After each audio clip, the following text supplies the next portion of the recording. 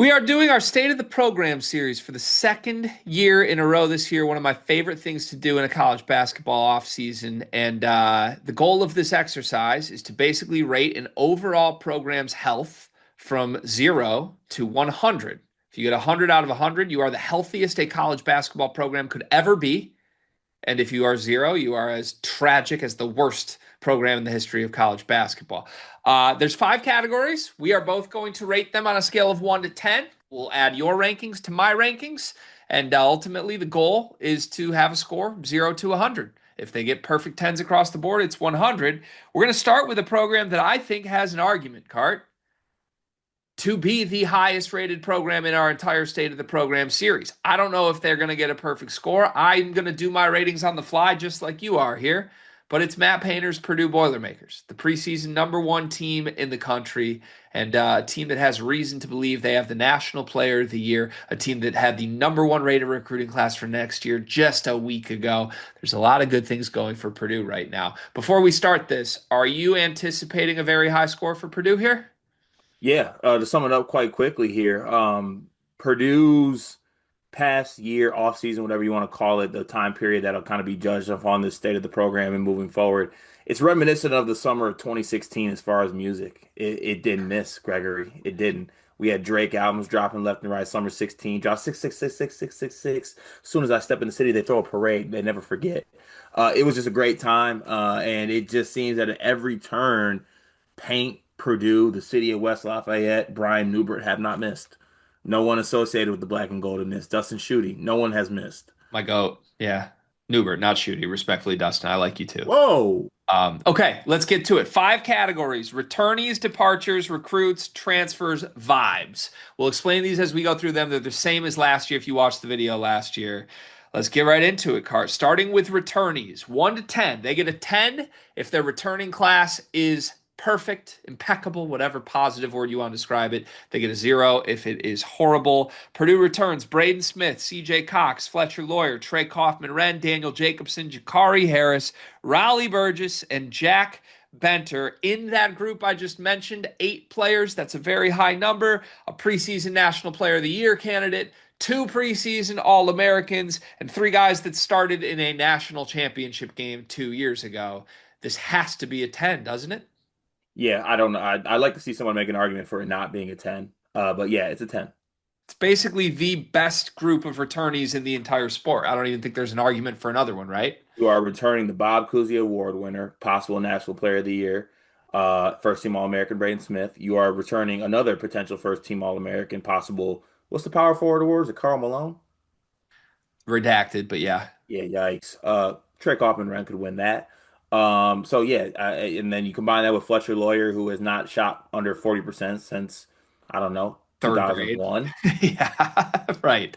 So like, yeah, He wasn't even born in 2001, but right. And then a bunch of guys who could be Carson Edwards. all right, we're off to a perfect start for Purdue. But yeah, I And think then you're hard Jack pressed. Benter. Hard pressed to find a program in the entire sport this year that returns more. I don't think there is one. Both quantity wise, 8 players. Retention is obviously key to what Matt Painter does, but also quality wise, 2 All Americans and the National Player of the Year candidate. That should be easy. I don't know if all these categories are going to be that easy. Maybe they will be. Maybe that's just life in Boilermaker Nation right now. This one's interesting, though. Our second category is departures. So the way this works, you get 10 points if you lost nothing of note. Doesn't have to be truly nothing. We don't have to ding them points just because a couple players exited. But departures includes players that graduated as well. It's just the sum of the parts of everything that they lost. So for Purdue here, the players that are outgoing include Miles Colvin, who is now at Wake Forest, Cam Heide, who is now at Texas, Brian Waddell, who hopefully got a nice deal on an apartment, and Will Berg, who I think is at Wichita State, but I gotta be honest, I've tried to wipe my memory of all things Will Oh, he Berg. is. 4 departures, all 4 of whom, although I guess Waddell was out, he was a redshirt senior, but 3 of whom could have been back this year. But I think you could argue Purdue didn't want any of them back this year. They get a 10 if they didn't lose anything of note. They get a 0 if they lost everything that mattered and are starting from scratch. What grade do you give Purdue for their departures category? You're so disrespectful. Why? You left out the player that is no longer there Oh, that's now geez, saving Caleb lives. First. I'm sorry. Caleb First is in med school, probably still. How dare you? Or a doctor now? I don't know. Sorry. Yeah, well, I feel like at Beaumont he gets there right away. Well, But these Santa's workshop is far away. It's hard to keep that in my memory, you know? yeah, boy, built like the North Pole. I mean, I don't obviously like just going through this, like working through it in my head, doing the numbers. Berg and Waddell, I don't really think that docks you any points. So they're still at 10. They should get points for moving on from Wilburg. Right. So like now they're at 12 out of 10. Yep. Okay. Um, you lose Miles Colvin. I do think that the Colvin and Heidi part of it, now they did upgrade, but I do think there's a world where like year three of those guys could have possibly taken a step. We've seen how Purdue's player development goes. Heidi had, I think, some better moments than Colvin had last year, but they both had moments. Wasn't Uh, last year supposed to be the year where they take the step, though? yeah, but we'll just sometimes things get delayed a year until they graduate, and you're like, damn, the step never happened. I have a hard time believing a step was coming. Now, I get it. I will buy an argument that these guys mattered at least a little bit. Like they're not nothing, right? I have too much respect for the caliber of what they gave their national title run to say they're nothing. But like we had them both in our top 50 Big Ten players countdown last year because we basically said it's a guarantee one of these guys breaks out. It wasn't. They both had every opportunity on earth and both completely underwhelmed. So it's one of those things for me. They're not nothing, but I have a hard time looking at this and being like Purdue should have wanted them back. Honestly, I think weirdly enough, we'd be knocking them if they did bring them back. Like that's 100% what we'd be doing. We want them to act like a championship program and say your caliber wasn't good enough last year. So for me, it's hard to knock them that much. Honestly, Cart, you might not like this. The way the offseason conversations have gone, I actually think the guy they're going to miss the most is Caleb First.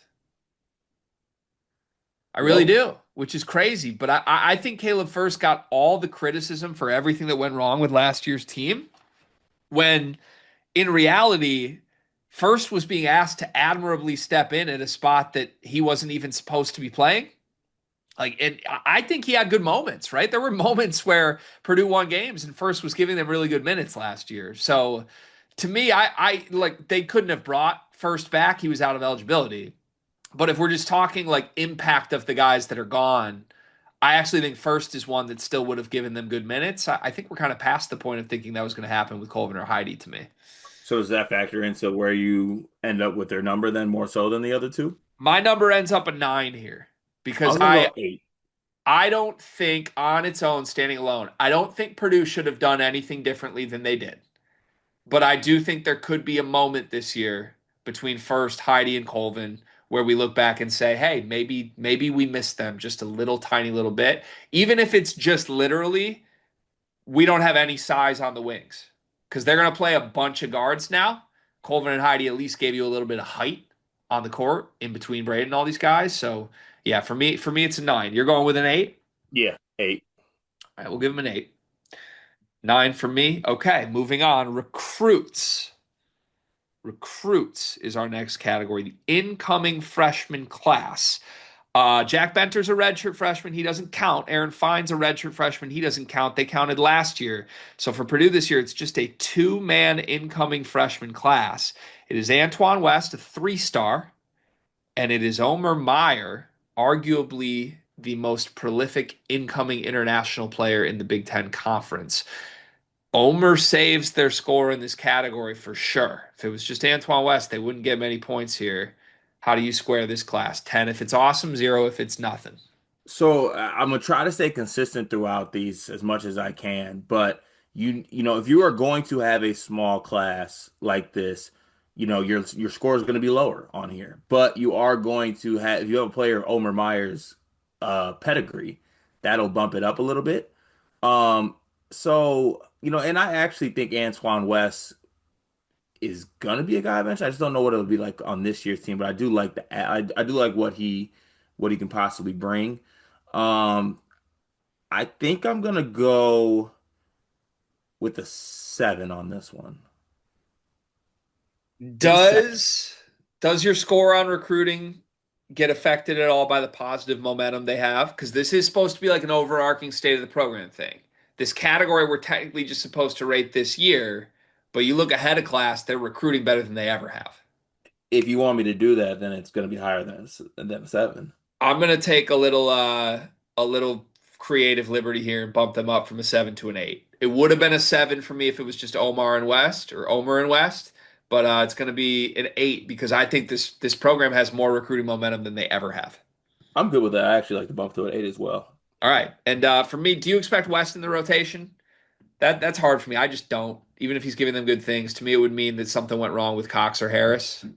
6'5" Carson Edwards, I'll never count him out. Yeah, but I don't know. Like the reason it has to be a 7 as a baseline before we bump it up the point with the momentum, there's not a guaranteed starter here.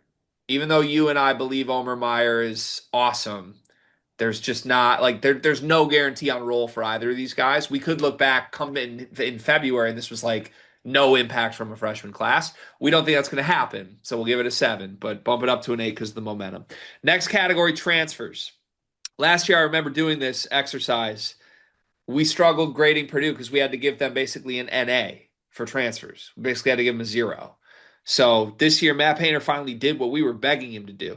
He got in the portal and addressed some of the biggest needs this roster had. It's a two-man transfer class. He's still not throwing offers everywhere, but he addressed two specific needs. Starting center with Oscar Clough, the number one rebounder in the country, and Liam Murphy, a shooter with size that theoretically replaces Colvin and Heidi. We put these guys in our top 25 transfer class countdown because we talked how perfectly these fits were. I think it's pretty true. They got some perfect fits here. I think it's going to be a high score for me. Yeah, I go with a nine. I'm going with a nine only because I feel like last year we judged them on targets they missed on. And I know that is that still going to reign true this year? Who'd they miss on? Moo Davis. Do you buy that he was a real target? I mean, there was smoke they were interested, but it never really got all that serious in my mind. I'd like to buy. Okay. I mean, I'm not saying you're wrong if you are insinuating that, but hard to call that a miss for me when they kind of, I don't know, they quickly got the other stuff they wanted. Like, were they really putting all their chips in the Moo Davis basket at some point? I feel like early on, yeah. Okay, maybe. So I'll go nine. Okay. It's a 9 for me too. It's a 9 for me too, just strictly because outside of Clough, there wasn't a lot of on court stuff at. I mean, Clough is great. That's why it's a 9 to me. He's a starting center. Fixes their biggest area of on court need. I still do think. I think you could argue they needed some athletic perimeter defense upgrades that they didn't add, and that is something that Moo Davis would have done for them. So probably fair to slot in at 9. Last category, vibes.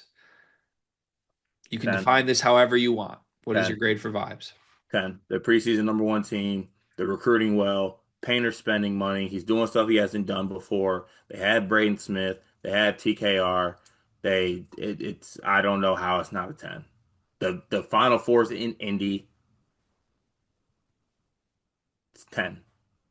So I'm gonna do my vibe score the same way I did last year, if you remember the way I mental math this. So Mhm. baseline, everybody starts out at a baseline 10 for vibes. Inherently happy as people. That's how we should all be. Purdue immediately gets docked 5 points, Cart. 1 point for each spot they finished behind the first place team in the standings in the Big Ten last year. Because I do think, like, just being real, they were supposed to contend last year and they didn't. I think that's a part of this. So if we want to just skate by and say last year didn't happen, fine. But I think there's a weird little elephant in the room here, even in the back of Purdue fans' minds, even if they don't want to admit it. We're the number one team in the country, yeah. But God, I hope last year doesn't happen again. So for me, I'm bumping the baseline from 10 down to a 5. Now, this is where things change. They get one added point because they have the preseason National Player of the Year, Braden Smith. They get one added point because they have a preseason All-American in Trey Kaufman-Renn. They get one added point because the Final Four is in Indianapolis. They get one added point because they added the number one player in the number one statistical category the team struggled with last year in Oscar Clough. And they get one added point because Omer Meyer's a handsome devil. So what do they get? They're back at a 10 for They're vibes. back at a 10. All right. Back at a 10 for vibes. Yep. Congrats, Purdue. Add this up. My scores and your scores. 91 points for Purdue. I could be wrong. I don't believe there was a team in this exercise last season that hit 90. So Purdue Boilermakers likely going to have the highest score. They likely just set the benchmark for what teams are trying to aspire to be. Matt Painter does it again. Good on them. I can't wait for the Boilerball tweet that says 91 on the sleeper state of the program exercise. Please.